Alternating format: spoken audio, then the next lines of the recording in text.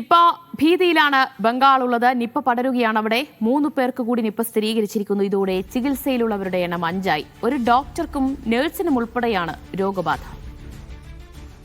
Saju Thomas വിവരങ്ങൾ നൽകും. സജു, വലിയ ഭീതിയിലാണോ ബംഗാൾ ഉള്ളത്? എവിടങ്ങളിലൊക്കെയാണ് ഇപ്പോൾ നിപ്പ പടർന്നു പിടിക്കുന്നത്?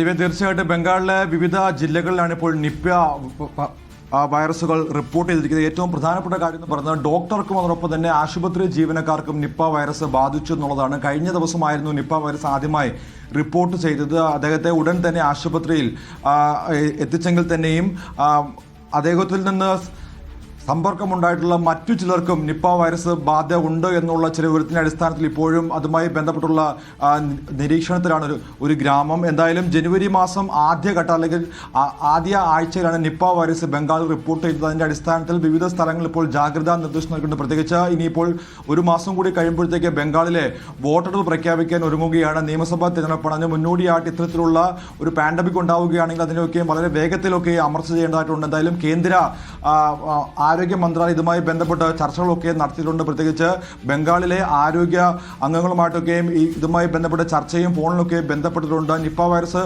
ഇപ്പോൾ 5 പേർക്കാണ് റിപ്പോർട്ട് ചെയ്തിരിക്കുന്നത്. ആശുപത്രി ജീവനക്കാർക്കും ഡോക്ടർക്കും അടക്കമാണ് ഇപ്പോൾ നിപ്പ വൈറസ് ബംഗാളിൽ സ്ഥിരീകരിച്ചിരിക്കുന്നത്.